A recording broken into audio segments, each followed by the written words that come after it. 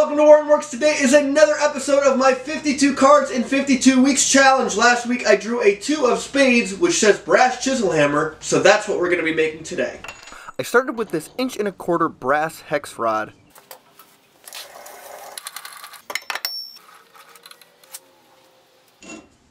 I wanted to use a piece of hex rod so that the mallet would match the handles on my favorite chisels, but I later found out that my chisels were actually octagonal handles instead of hexagons. Oh well. With the piece cut to size, I can chuck it up in the lathe. The cool part about hex stock is that it fits right into a 3-jaw chuck easily.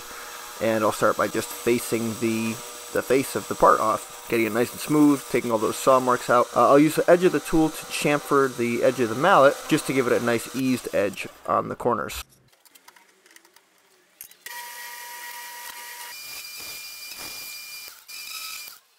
And that whole process goes pretty quick. With that done, I can mark the center location on the mallet head. For that, I'll just use my calipers.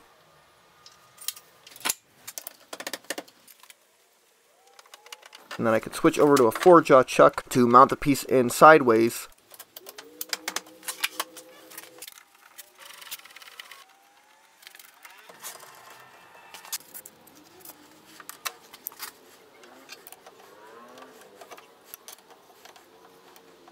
I can line up a live center with the center mark, and that will make sure that the piece is right on center.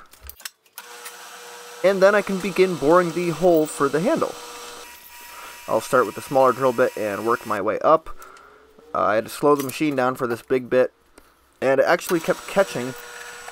So I found that actually speeding the machine back up kept the piece from catching so much, and I would just rotate the wheel on the back of the tailstock really slowly to keep the drill bit from catching. And with the hole bored, I'll tilt the compound to a 5-degree angle to cut a taper. In hindsight, I probably should have gone with about a 2-degree angle. 5 degrees was a little much, but it did end up working out. Ideally, with a hammerhead, we'll have an oval-shaped hole or an ellipse-shaped hole, which is possible to do on a lathe, which I just hadn't really thought of how you would do it before I made this. But the only way I can think would be to mount the part on the cross slide and put an end mill in the chuck. And I wish I had tried that, because that sounds like a fun technique. Either way, this ended up working out just fine. With the part made, I'll go over to some sandpaper just to shine up the brass a little. I started with 150, and I think I worked my way up to 400, which I didn't get a full polish. I didn't want the full polished look. I just wanted the brushed look, and once that was done, I decided to use this old piece of live oak.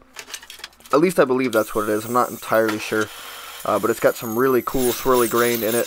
And I've just had this offcut from an old project kicking around the shop for probably a year or so now.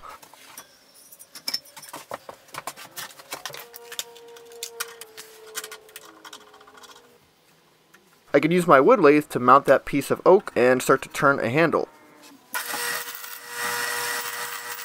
I didn't knock the corners down at all, so I just turned this from square. The first thing I did was just rough it out to a cylinder, which took a little while. This wood is really, really dense, very hard, so I have these mini chisels that have a really nice sharp edge on them, and they work great for little pieces like this. Then I can focus on the part that goes into the actual mallet head, and once I get that to shape, I can use a skew to kind of smooth out the whole thing.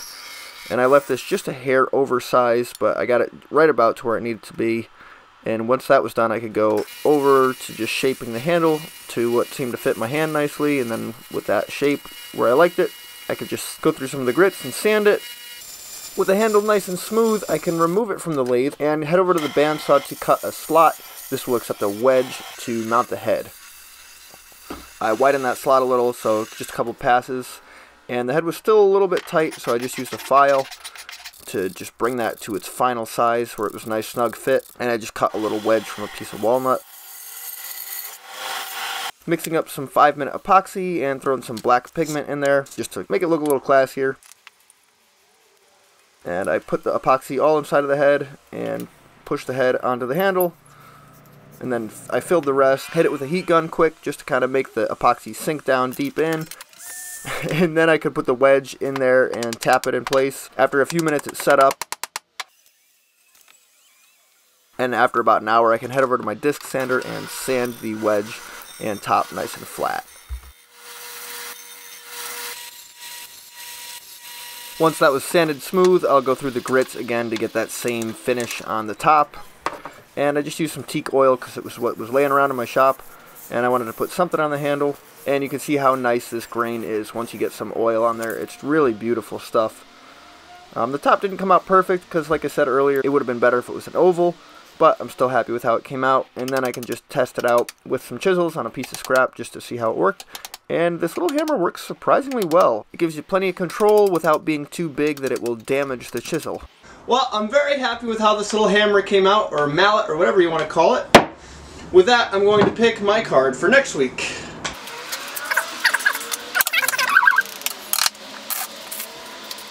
Alright, here we go. 7 of clubs. Craig Jig Base. If you enjoyed the video, let me know what you thought down below, and next week there will be a video of making a base or a station for my Craig Jig. So come on back for that. Thanks for watching.